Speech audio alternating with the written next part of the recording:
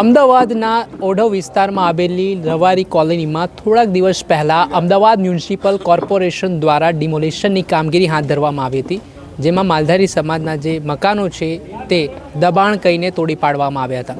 આ ઘટનાને લઈને માલધારી સમાજમાં ભારે આક્રોશ જોવા મળી રહ્યો છે. આ મામલાના સંદર્ભમાં કાયદાકીય લડત ચલાવવા માટે પણ તેમણે તૈયારી દર્શાવી છે અને રાજકીય નેતાઓ પણ જે ડિમોલેશન સ્થળ છે તેની મુલાકાત લેવા માટે પહોંચ્યા છે. આજે ગુજરાતના કોંગ્રેસ પ્રદેશ પ્રમુખ શક્તિસિંહ ગોહિલ પણ ડિમોલેશન સ્થળની મુલાકાત લેવા માટે પહોંચ્યા હતા. તેમણે માલધારી સમાજના લોકોને આશ્વાસન પણ આપ્યું છે. સાથે જ આપણી સાથે માલધારી સમાજના જે અગ્રણી છે રમેશભાઈ દેસાઈ, તેમની સાથે સીધી વાતચીત કરીશું. ડિમોલેશન આખા ગુજરાતમાં ચાલે છે. ડિમોલેશન થાય એમાં કોઈ રબારી સમાજને કે કોઈને ગોઠવને કોઈનો પ્રોબ્લેમ છે નહીં. ડિમોલેશન કેવી રીતે થયું છે ને એનો પ્રોબ્લેમ છે. ડિમોલેશન કોઈ બી જગ્યાએ થાય તો સ્થાનિક પ્રોપર જે તે સમાજના આગેવાનો રહેતા હોય કે સમાજ કે 5000 ઘર હોય રબારી સમાજના, તો ત્યાંના લોકોનો વિશ્વાસ લેવામાં આવે. પછી જે તે ધારાસભ્ય હોય ત્યાંના ધારાસભ્ય હોય કે અમારા અહીંના ધારાસભ્ય છે, મંત્રી છે, તો હું દાખલો આપું કે ભાવનગરમાં ડિમોલેશન ચાલી રહ્યું હતું, તો ત્યાં આગળ અમારા જ સમાજના એક વ્યક્તિએ જઈ અને 15 દિવસ એમને સામાન લેવા દીધો. એમને કીધું તો ત્યાંના ધારાસભ્યએ ડિમોલેશન ઊભું રાખ્યું, 15 દિવસનો ટાઈમ આપ્યો. આ 24 કલાકની અંદર કોઈ ચર્ચાની કંઈ નહીં. 24 કલાકની અંદર ડાયરેક્ટ ડિમોલેશન જોડે કોઈ આતંકવાદી ઘૂસી ગયા હોય અંદર. બહુ રિયલ વાત છે. હું કોઈ પાર્ટીનો વ્યક્તિ નથી, પણ સરકારનો શુભેચ્છક અને સરકારને જ હું કહું છું કે સરકારને અમુક ઉપલા લેવલે ખબર નથી. સ્થાનિક લોકો જે હોય, ત્યાંના ધારાસભ્ય હોય કે જે તે હોય, મારા કોઈ દુશ્મન નથી, પણ એમનો જ વોક ગણાય. એ સાંભળવામાં આવ્યું કે ભાઈ 24 કલાક સુધી ફોન ઉપાડવામાં ન આવ્યો, મુલાકાત કરવામાં ન આવ્યો. આટલું મોટું ડિમોલેશન ચાલે છે, 300 ઘરનું ડિમોલેશન ચાલે છે, અહીંયા આખી સરકાર તૂટી પડી છે, તો તમે ત્યાં આગળ 24 કલાક સુધી ફોન નહીં ઉપાડતા. અને અમારા સમાજના વાયના લોકો 2-4 જણા છે, એમને ભાગડીઓ પહેરવામાં અહીંયા કેટલી તો ભાગડીઓ પહેરાવી દીધી છે.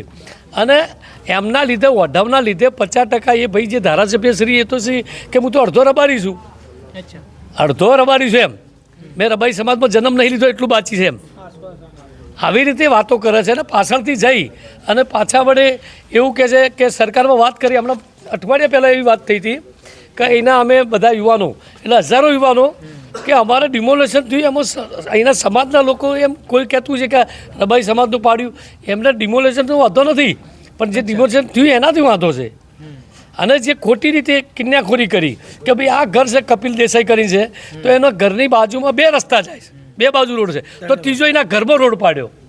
એટલે આવી કિન્યાખોરી કરવાની કે કોઈ પક્ષનો કોઈ બી વ્યક્તિ હોય પણ માનવ ધરાવતો તમે જુઓ યાર, તમારે ગમે તે કોઈ માણસ છે, કાર્યકર્તા છે, એ વ્યક્તિ 50-100 જણાના ઘર અપાયા છે, તો આવી કિન્યાખોરી રાખવાની કોઈ બી પક્ષનો હોય. તમારો સરકાર છે ને મા બાપ છે. આપણું કહેવું છે સરકાર ભાઈ 100% છે, પણ અમારા સરકારને કહેવું છે કે હવે મને તો એવું થાય છે કે ભાઈ અમારા ધારાસભ્યને કેમ ન અભળ્યા એના, અમારા ધારાસભ્યનું કંઈ ચાલ્યું એનું કંઈ ચાલ્યું ન, એટલે અમને હવે એવી એમ પડે છે કે ધારાસભ્ય નહીં અભળે વાગતા. અને ધારાસભ્ય કે મને કંઈ ખબર નથી. હવે સરકારને ખબર નહીં, ધારાસભ્યને ખબર નહીં, અહીંની પબ્લિક ઉપર તમે રાત દાડો, અહીંની પબ્લિક ટોટલ ભાજપને વોટ આપો છે પાછી, ટોટલ પબ્લિક બીજેપી છે. અને બીજેપીના કાર્યકર્તાના બી ઘર તૂટ્યા છે, નથી તૂટ્યા એવો નથી, પણ આ એવો વાંધો છે અમને કે 24 કલાકમાં જે યુપીમાં થતું એમ શું અમે કોઈ આતંકવાદી છીએ? તમે આ રીતનું કામ કરો એટલે એનો મતલબ જ નહીં. તમને પછી સરકાર ઉપરથી વિશ્વાસ ઉઠી જાય પબ્લિક. અને પાછું એવું કહેવામાં આવે છે કિન્યાખોરી કેવી રમવા આવે કે અહીંયા બીજી પબ્લિકની સારું લગાડવા માટે, આમ પબ્લિક બીજી હોય તો એમને એવું લગાડવાનું કે અહીંયા મોમેડને ભાડે આપ્યું હતું ને આપ્યું હતું, હા વિધર્મીઓને ભાડે આપ્યું હતું ને. એટલે યાર આટલી મોટી પબ્લિક હોય, 5000 પબ્લિક રહેતી હોય, ક્યાંક ભાડીએ મોમેડન રહેતા હોય તો એવી એમને બી ખબર ના હોય. તમે આવું ટાર્ગેટ બનાવી અને બીજી પબ્લિક સામે મોમેડન મૂકીને આ ટાર્ગેટ, એટલે આ બધી વાતો છે ભાઈ. મૂળ ટૂંકમાં હું તો એક જ કહું છું, હું આપશે સીધો અહીંના જે તે પ્રોપર જવાબદારીવાળા વ્યક્તિ હોય, સરકાર એટલું જ કે ધારાસભ્યને કે ભાઈ અહીંયા ડિમોલેશન છે તો ધારાસભ્ય જે સરકારી ઓફિસરો જોડી રહીને, કમિશનર જોડી રહીને એ જ બધું કરાવે. પણ આ ભાઈ ખસી ગયા અને જે તે અહીંયા બધું થયું એ માત્ર અહીંના ધારાસભ્યની જવાબદારી હોય. હું આપશે કેમના પર મૂકું છું. ધારાસભ્યને શું રસ હોય અહીંયા આવી રીતે કાર્યવાહી કરવામાં? જે તમારા ધારાસભ્ય છે રાજ્ય કક્ષાના મંત્રી, એનો રસ હોય, એની રસની મને ખબર હોય તો હું ખુલ્લે આમ કરું ને. એમને સુરજ તો રાજકીય છે, એ લોકો જાહેરમાં આવે જ ને કંઈ કહે જ ને સુરસ હોય, એમને ઘણા બધા રસ હોય. આ પ્રોપર્ટી પાડી સરકારને ના ખબર હોય એવું એ લોકો કરતા હોય. અહીંયા કંઈક રસ્તો પાડીને કે ક્યાંક અહીંયા 40 ફૂટનો રોડ, તો ધારાસભ્યના ઘર આગળ 20 ફૂટનો રોડ છે, તો અમારો 40 ફૂટનો શું કરવો છે ભાઈ? શના માટે હોય? ટ્રકો કાઢવાની છે, તમારે કંઈ બિઝનેસ કરવાનો છે, ક્યાંય ભાગીદાર બનવાનું છે? આવા બધા રસ હોય, બીજું કોઈ હોય નહીં. કોઈ ધંધાકીય રસ હોય, કોઈ બિઝનેસ રસ હોય, કોઈ ભાગીદારો હોય, બધાએ આ બધું ઘણું બધું ચાલતું હોય. ભાઈ અમારે તો છોટા ઉડે એટલે અમે કંઈ કહીશું, બીજું કંઈ વધારે કહેવા માગતા નથી. અને ક્યાંક ના ક્યાંક સમાજમાં મન દુઃખ થાય, માત્ર નુકસાન અત્યારે સમાજ રોવે છે. આ ઘરની બાજુમાં એક ભાઈ હતી, તો અમારા એક ભાઈ જે કપિલભાઈ હતા, એમને કીધું ભાઈ મારું ડિમોલેશન પહેલાં કરો. એ બેનનું રહેવા દો, એ પ્રેગ્નેન્ટ હતા, બરાબર છે, પ્રેગ્નેન્ટ હતા. તો એ લોકો પહેલાં અલા ભાઈ આ 2 દાડા બાથરૂમને એ ટોયલેટને ત્યાં થોડું, એટલે આ તો કોણ કરે આવું? કોણ કરે? તમને ઉપરથી દિલ્હીથી કહેવામાં આવે છે એક બાજુ ઘર આપવાનું કહો છો ને એક બાજુ લોકોને તો તોડવાની વાત કરો તો કરો છો શું? તો સરકારને માનીએ તો કઈ રીતે માનીએ? અચ્છા, આગામી દિવસોમાં માલધારી સમાજની શું રણનીતિ છે? એના માટે કંઈ સંમેલનો બોલાવશો? કાયદાકીય લડતને લઈને કેવી રીતે આ લડત ચલાવવાનો છે? તમે કહી રહ્યા છો 1 દિવસની અંદર આખું ડિમોલેશન થઈ ગયું છે, તેના માટે કાયદાકીય લડત કઈ રીતની રહેશે? એ તો હવે અમારા સમાજના લોકો ભેગા થશે. અમે દરેક આ જે સીએમને મળવાની વાત થઈ હતી કે ભાઈ જગદીશભાઈ એમને કીધું હતું અહીંના ધારાસભ્યશ્રી, હું તો ઓળખતો નથી, ધારાસભ્ય તરીકે ઓળખું, પણ એમને એવું કીધું હતું કે સીએમને મળાવીએ. એટલે જે તે અહીંની પબ્લિકને બહાર રાખી અને એ જાતે મળ્યા. એટલે એમને શું રોધવાનું છે તો ખબર નહીં. હવે સીએમને 2 દાડા પછી મળીએ. સીએમ થ્રુ, સીએમ પર અમે અમનગરના હતા, તો સીએમ થ્રુ અમે પૂછાવરાયું. હું તો જોકે જાતે બધાને નજીકથી ઓળખું છું, ત્યાં બગલામાં ફોટા ખાલી નહીં પડાયા, ડાયરેક્ટ ઓળખું છું, ડાયરેક્ટ જવાના રસ્તા બી છે. સીએમ હોય કે પછી માન્ય શ્રી ગૃહમંત્રી હોય અમિતભાઈ કે નરેન્દ્રભાઈ મોદી હોય, આવા ટાઈમે ક્યાંક ના ક્યાંક રસ્તો એમને બી ખબર ના હોય અમુક વસ્તુ શું થઈ રહ્યું હોય. એમના ધંધાના રોટલા શેકતા હોય ને પ્રોપર લોકો, એમને ખબર ન હોય. એટલે આવતા સમયની અંદર અમારા અગ્રણીઓ ઈશ્વરભાઈ દેસાઈ છે, ભાઈ અમારા ભરવાડ સાહેબ છે, બીજા અન્ય લોકો ઘણા બધા લોકો છે, યુવાનો છે, જાગૃત છે, એ ભેગા થઈ અને સરકારને ધ્યાનમાં દોરાઈ અને અહીંની પબ્લિકને ન્યાય મળે અને આ જે ડિમોલેશન થયું છે 24 કલાકની અંદર અને નુકસાન થયું છે, એ અમારી માંગ જે પૂરી છે કે 40 ફૂટની જગ્યાએ 20 ફૂટનો રસ્તો કરે. અને જે જગ્યાઓ છે અમારી જે 284 ફૂટ કે જે બી હા જે છે એ અમે દસ્તાવેજ કરવા માગીએ. તમે બિલ્ડરોને આપો છો જગ્યાઓ, તો અમે તો 30-50 વર્ષથી રીચે છે યાર. આ સીધી માગણી છે. તમે 60 વર્ષથી અહીંયા પબ્લિક રહે છે, તો તમે અમને પૈસે પેમેન્ટથી આપો ને, અમારે મફત નથી લેવી. તમારું દયાદોન કંઈ જોતું જ નથી. એ પેમેન્ટથી આ જગ્યા આપો. આમાં ભૂતકાળમાં તમે તમારા બિલ્ડિંગના વિચારોમાં ના રહો.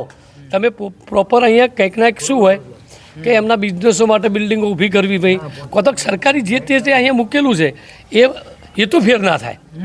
એ તો ફેર ના થાય ને એ પ્લોટો વેચવાના હોય તો અહીંયા રબારી સમાજના લોકો લેવા તૈયાર છે. એટલે અમારી એટલી માગણી છે કે ભાઈ અહીંયા.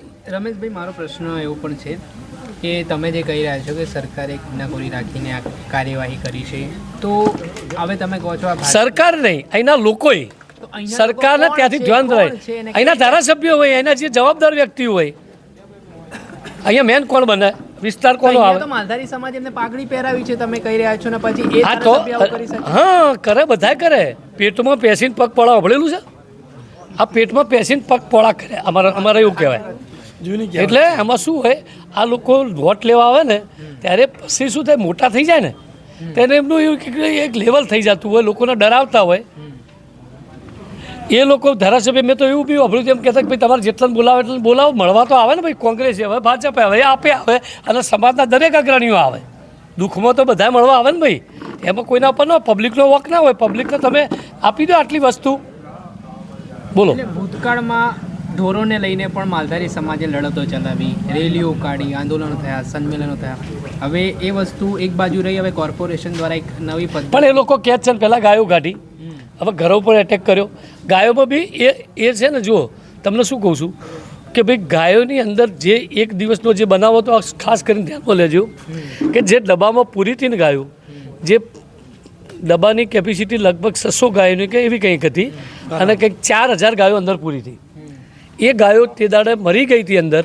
અને જે લોકો આ કિસ્સો ખાસ ધ્યાનમાં ધરાવજો કે જે એ આયો લાગવાની છે એ વખતે જે 5000 ગાયો અંદર પૂરીને અંદર અડધી ગાયો મરી ગઈ અને જે બહાર જે પેલા કહેવાય ને કસાયું, એ ખુલ્લેઆમ આ સરકારથી ખુલ્લેઆમ ગાયોને ઉઠાઈ જતા. અને પછી જે ગાયો અડધી અમદાવાદના શેવાડા ઉપર હજારો ગાયો મરેલી હાડકામાં મળી, જેમના હાડકા પડેલા મળે, અમારા યુવાનો જ્યાં હતા. એ હાય તો ક્યારેય છોડવાની નથી. એટલે કુદરત તો ભાઈ હાજર જ છે. એટલે પહેલાં આ ધંધો થયો, આ કામ કરવામાં આવ્યું અને પછી આ કરવામાં આવ્યું. ગાયનું લાયસન્સ બી સમાજના લોકો ભેગા થઈને કહેતા હતા કે ભાઈ લાયસન્સ આપો, લાયસન્સની પ્રક્રિયાઓ કરી. પણ હવે કંઈ વાંધો નહીં ભાઈ, તમને યોગ્ય લાગે એમ કરો.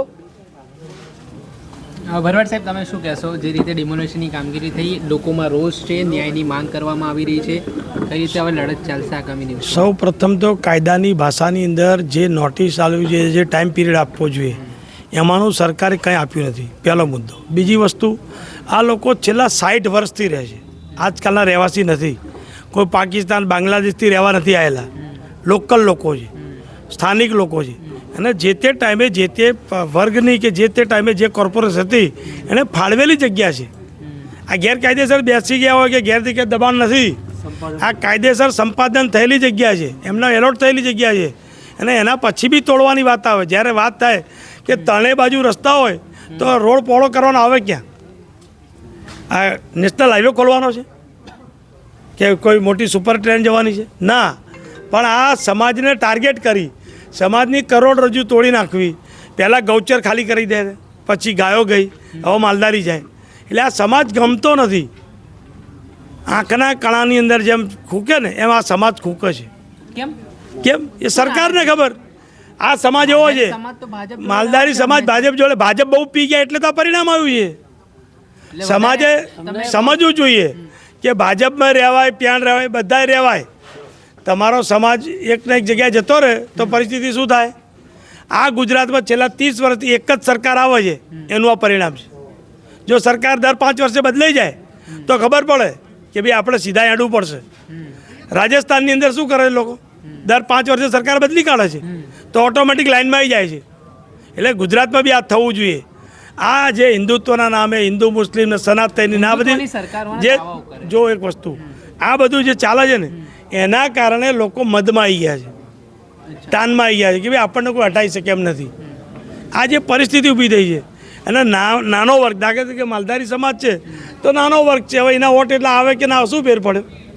આ જે વસ્તુ છે, જે કરોડોપતિ ખરબોપતિ છે, એ લોકોએ જમીનો લઈ લીધી, આ બધું લીધું, કેમ સરકાર ત્યાં નથી જતી?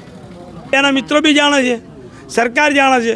આ બધી પરિસ્થિતિ નીચેથી લગાવીને છેક હાઈકોર્ટ સુધી, સુપ્રીમ સુધી બધી જાણ હોતી હોય છે. નીચેથી લગાવીને છેક PM સુધી બધી જાણ હોય છે, નથી હોતી એવું નહીં. પ્રધાનમંત્રીને કંઈક સંદેશો, મેસેજ પહોંચાડ્યો હોય કે ભાઈ અમારી પ્રધાનમંત્રીને સંદેશો ક્યારે પહોંચે ભાઈ? પ્રધાનમંત્રી જ્યારે અમદાવાદ રહેતા હતા, ગુજરાતમાં હતા, ત્યારે જલ્દી પહોંચતો હતો. હવે પહોંચાડવા માટે વાર થાય. અને અહીંના લોકલ જે હોય એને પહોંચાડવાનો હોય.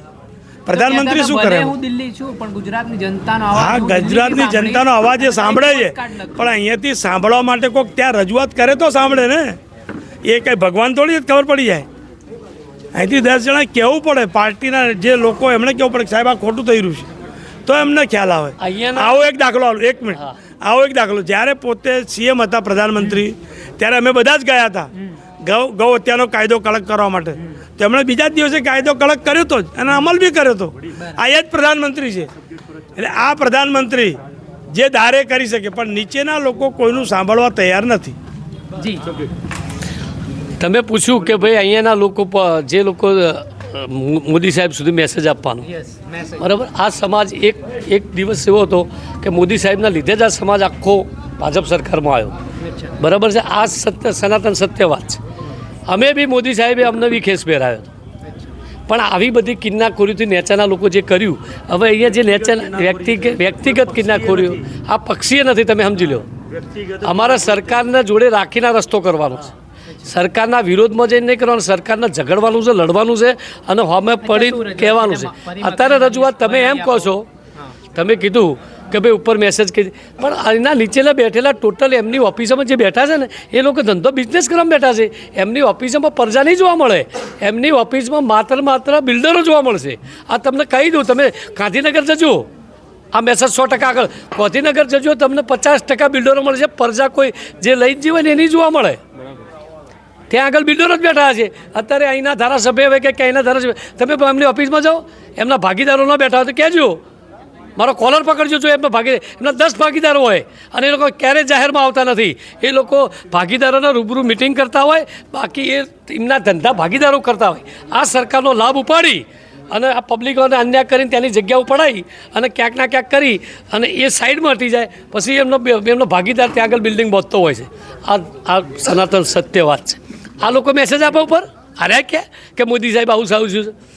મોદી સાહેબને તો બધું આ કશું ગમતું જ નહીં ભાઈ, એમને કરવું જ નહોતું, પણ આ મેસેજ લઈ જાય કોણ ત્યાં? અહીંયાના ત્યાં આગળ કે ભાઈ અમિતભાઈ દિલ્હી જતા રહ્યા. પક્ષકીય કોઈ વિરોધ નથી. ચોક્કસથી મારી સાથે માલધારી સમાજના જે આગેવાનો છે તેમનો આક્રોશ છે, નારાજગી છે કે આ ડિમોલેશન કરવામાં આવ્યું છે, તો તેઓ અહીંના સ્થાનિક ધારાસભ્ય છે તેમની સામે રોષ ઠાલવી રહ્યા છે અને તેમની ભૂમિકા પણ જણાવી રહ્યા છે. તેના જ કારણે હવે રાજકારણ ગરમાયું છે, કેમ કે વિપક્ષી પક્ષો પણ અહીંયા ડિમોલેશન સ્થળે મુલાકાત લેવા માટે આવ્યા છે ને જે કાર્યવાહી તંત્ર દ્વારા કરવામાં આવી છે એટલે કે માલધારી સમાજને વાંધો એ વાતનો છે કે 24 કલાકની અંદર જ બધું ડિમોલેશન કરી દેવામાં આવ્યું, ધ્વસ્ત કરી દેવામાં મકાનો, સામાન કાઢવાનો પણ સમય આપવામાં ન આવ્યો. તે તમામ બાબતોને લઈને તેમણે નારાજગી દર્શાવી છે. નવજીવન ન્યૂઝને આપ લાઇક કરી લો, સબસ્ક્રાઇબ કરી લો અને શેર કરવાનું ભૂલતા નહીં. વૈષ્ણવજન તો તેને કહીએ જે પીડ પરાઈ